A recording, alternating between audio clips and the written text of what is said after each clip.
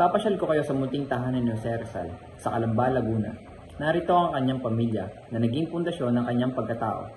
Si Jose Rizal ay isinilang dito sa Calamba, Laguna noong Hunyo 19, 1861. Ang kanyang mga magulang ay sina Francisco Mercado at Teodora Alonso Rielonda, na kilala sa kanilang katalinuhan at pagmamahal sa edukasyon. Si Don Francisco ay ama ni Jose Rizal. Ipinanganak siya noong May 11, 1818 sa Biñan, Laguna, at siya ang pinakabata sa 13 anak nina Cirila Alejandro at Juan Mercado.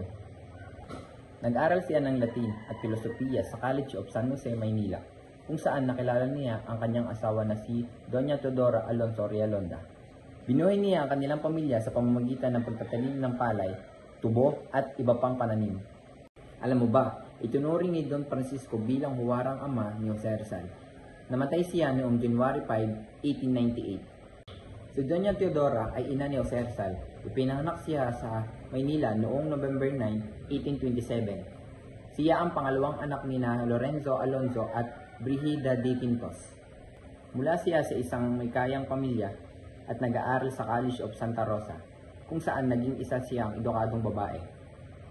Bilang isang masipag at dedikadong ina, si Doña Teodora ang naging unang guro ni Jose Rizal. Tinuruan niya ang batang si Jose. Bukod dito, tinulungan din siya ng kanyang ina sa pagsulat ng mga tula, pag-aaral ng retorika at matematika. Dahil mahilig magbasa si Doña Teodora, marami na siyang aklat na nabasa. Si Jose Rizal ang pangpito sa 11 magkakapatid. Narito ang mga kanyang kapatid: Saturnina, Pasiano, Narcisa, Olimpia, Lucia, Maria, Jose, Concepcion, Josepa, Trinidad at Soledad. Halina't samahan niyo ko at pag-usapan natin ang mga nobela na sulat ni Rizal. Kilala si Jose Rizal ang ating pambansang bayani sa kanyang dalawang nobela na pinamagatang Noli Me Tangere at El Filibusterismo. Itong dalawang nobela na ito ay kilalang-kilala sapagkat ang mga tinalakay dito ni Rizal ay ang mga sensitibong paksa noong kapanahunan ng pagsakop ng mga Kastila sa Pilipinas. Isa sa mga ito ay ang kalupitan at hindi makatarungang pagtrato ng mga Kastila sa mga Pilipino. Tinalakay din sa mga libro na ito ang mga Pilipino na walang ginagawa at tinatanggap na lamang ang mga pananakit at pang-aabuso ng mga Kastila.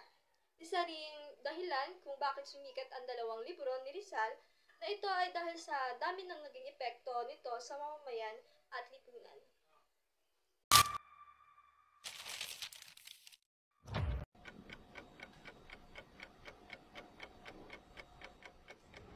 Alam mo ba na ang Noli Me Tangere ay tungkol sa pagsakop ng Espanya sa Pilipinas? At nagbibigay itoon din ito sa mga Katolikong praile. Isinulat ni Jose Rizal ang nobelang ito upang maimulat ang mga Pilipino sa paghihirap na nangyayari sa ating bansa dahil sa pagsakop ng mga Espanyol. Layunin ng nobela na mailantad ang kasamaang nagkukubli at nagmamahala ng Espanyol.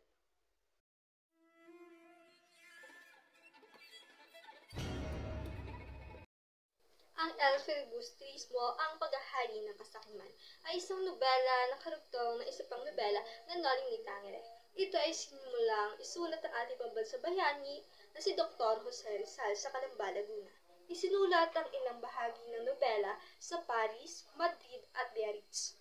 Natapos ang sulat ni Rizal sa buong nobela noong 1891.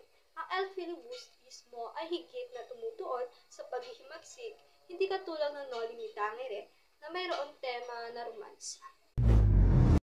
Naririto ang mga naging babae sa buhay ni Jose Rizal. Sa segunda katigbak, ang kanyang first love. Pangalawa, si Leonor Valenzuela. Pangatlo, si Leonor Rivera. Pang-apat, si Consuelo Ortiga.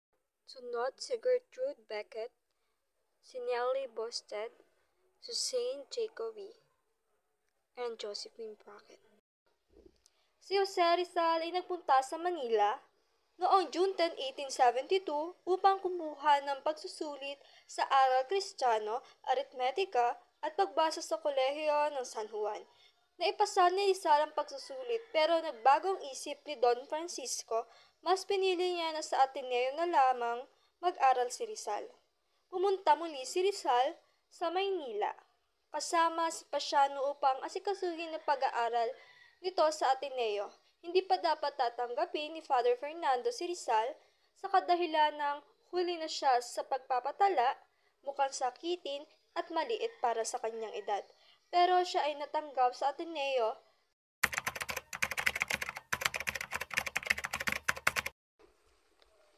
dito sa UST o mas kilala bilang University of Santo Tomas, nag-aral si Jose Rizal.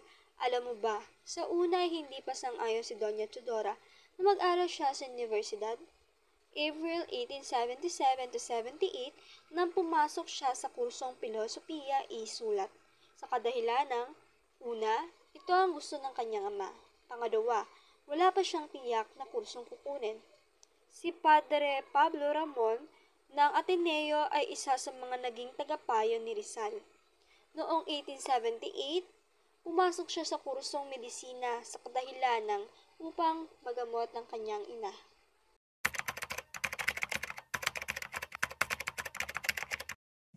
Noong Setyembre 28, 1883, nag-enroll si Rizal sa gitna ng Universidad de Madrid para sa ikalawang kurso sa medisina. Magtungo naman tayo dito sa University of Heidelberg, na kung saan dito natapos ng kursong medisina si Jose Rizal. A formar! Carguen! Apunten! Consumatum est!